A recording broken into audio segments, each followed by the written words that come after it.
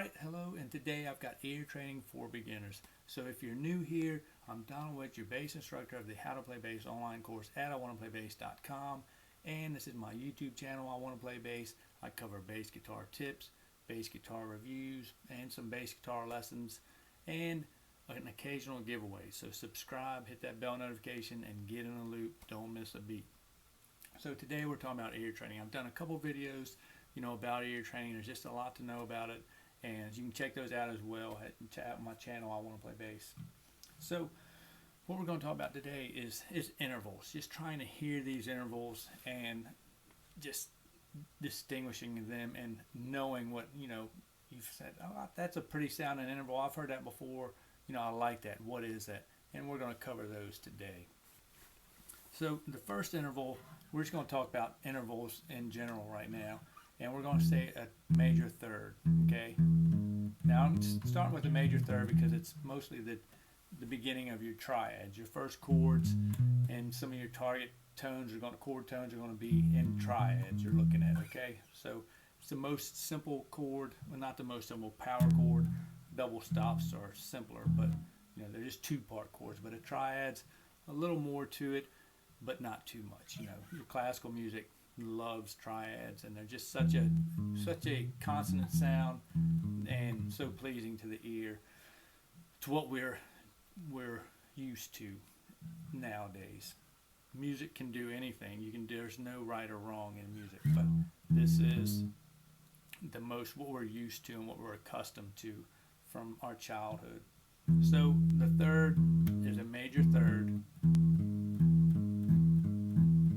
You just hear that interval, and just dial in these intervals. Just know what that is, and it'll come in time. Ear training is not something that you're going to learn after being shown one interval. You're going to remember it. It's going to take time. It's going to take a lot of time and money. Didn't George Harrison sing that? But no, it's going to take a lot of time. So that's a major third interval. Probably the easier interval to tell, and I'll do that now instead of jumping right into a major third, is the octave. That's just the octave. That's this note and this note an octave higher, same note.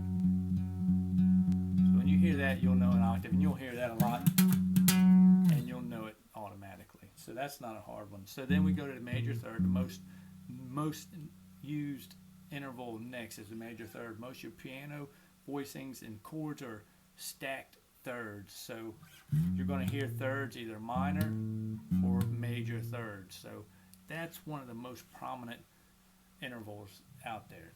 They're all used a lot, but that one's going to be most efficient. And then if you're a power chord guy, rock and roll, this perfect fifth power chord is an interval that's utilized a lot also. But these two, the third and the minor third and the major third and the perfect fifth, are used a lot. So just get used to recognizing that. In the minor third, which is very distinct, you hear that a lot. But that's, just hear that and you'll know that's a minor third. Then you hear that. If you can hear that, that's how relative pitch works. It's off of a reference. So if you can hear and you know that's a minor third, and then they play a major third, you'll know automatically that's a major third. Okay. Now, one we talked about in the previous video, I don't know if you saw it or not, is the tritone, is the sharp 4, the augmented interval right there, the sharp 4 or the flatted 5. That was banned from churches. If you didn't see that, that was banned. This interval is called like the devil's music or something. I can't remember the name of it, but it's something, the devil's music. That's a terrible sounding one, but it's used nowadays in jazz come along, and they love scratching on that, the controversy stuff. They love it. They take it out, and that's just, they like to do things that are just unusual to what we were accustomed to. But now it's become, this is accustomed to us. We listen to it here, you see dominant 7 chords with flat 5s all the time, so it's not as unusual and not against the law anymore. So that's your sharp 4 or flat 5 interval, and you can hear that. You'll hear that. That's, sirens use that, and that's just a unique interval right there. So you'll always recognize that for the most part. You'll know when you hear that.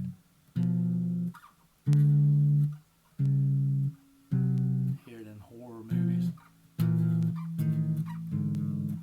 But so that's that one. So we've got the octave, and you got the augmented, the raised 4th or flatted 5, sharp 4 or flat 5. Then you've got the major 3rd. You've got the minor 3rd. And we got the perfect 5th. So kind of just play with those, just kind of hear them, really focus on those. And maybe take you a deep breath and get inside.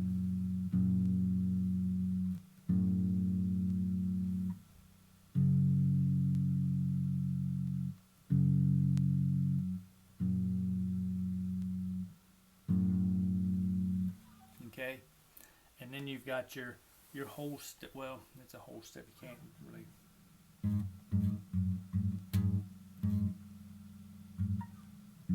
And you've got your next one. We've got a 6th interval.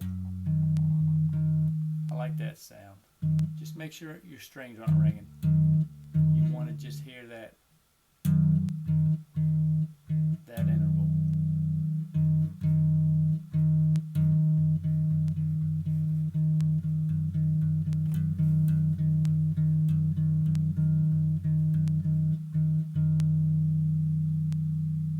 So that's a major 6th, and we've got a minor 6th.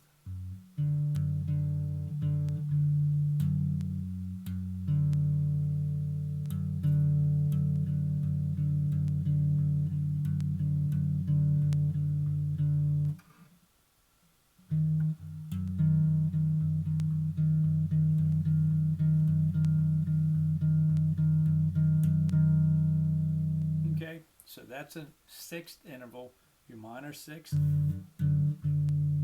and your major 6th. Next is going to be a dominant 7, a 7th interval, a 7th interval. Now there's the major in the major key, and that's got your that diminished. Well, that's not. It's just got that half step above the octave there, so it's got its distinct sound as well.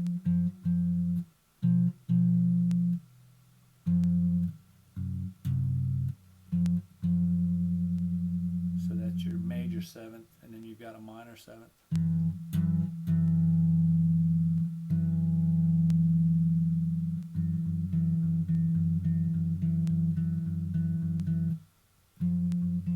So that's your first lower intervals there, all in the up to the octave.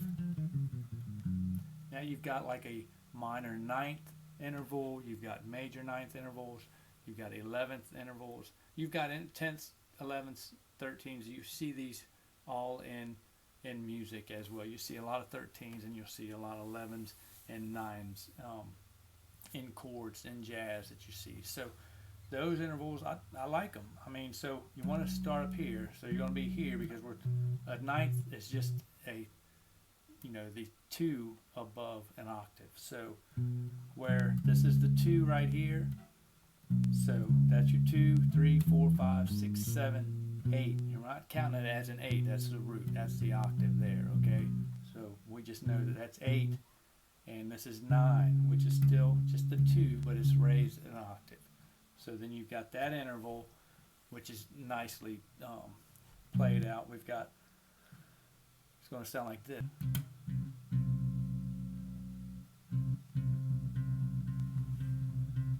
So that's your major 9th. You got a minor 9th.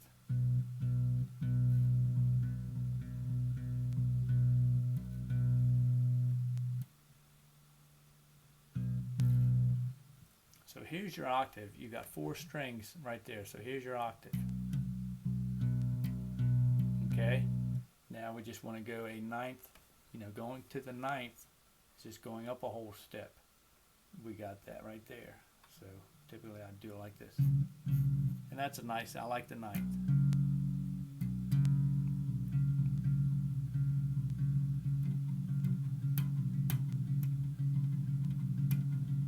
Now we've got a minor ninth. Just move it down a half step. Move that ninth down a half step. That's a major ninth. That's your minor ninth.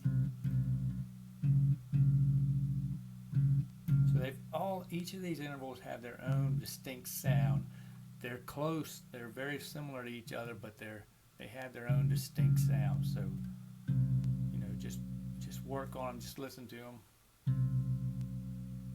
And then we've got and there's a 10th. It's a nice sounding one too. That's your third up an octave.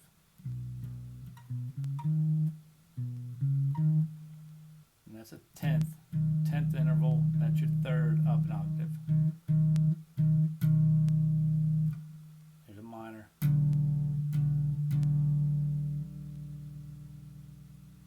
So you're not going to see a 10th interval in a chord with the 10th in it, because of automatically the third's in there already. No matter what, that third is automatically in that chord. If it's a minor chord, it's a minor third. If it's a minor major chord, it's a major third. So you won't see an octave, you won't see a C10, you won't see that, but there is the interval of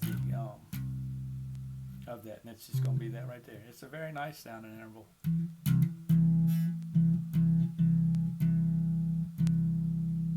that's your major. You make it minor. It's easy to turn something from major to minor, just move it down a half step.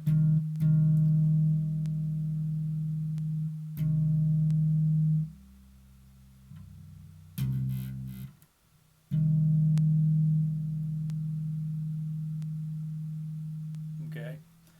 Now we've got our 11ths. Now you'll see 11s because there's, the fourth isn't included in a C major chord. You don't include the fourth. You got the first, third, and the fifth. So you'll see an 11th chord, which is going to be here. And this is the interval. This is an 11th.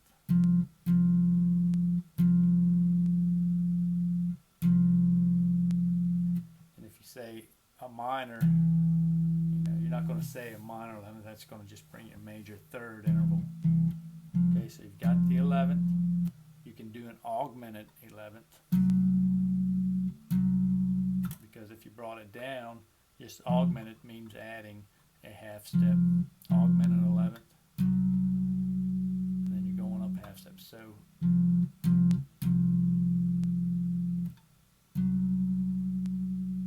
you hear the difference.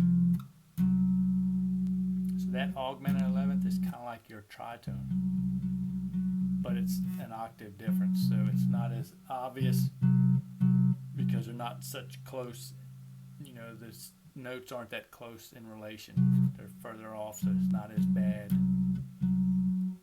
So we've got that, and then we've got our, you'll never see a 12th, because you got the perfect fifth is in there. That 12th interval, that's just your perfect fifth. And that'll always sound nice. There's no resistance to that, no dissonance to that at all. So we've got our 12th. Now we've got our 13. This is going to be the 6th of it. So this is going to we'll have to change it up, because so that's our 12th interval. And then we go up. So there's your 13, your minor 13. It's got a little dark sound regardless, either major and minor.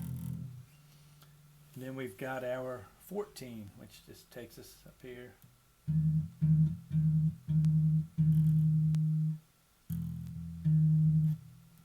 Doesn't sound that bad considering it's a half step above the octave. Or it's just hard to hear that low E.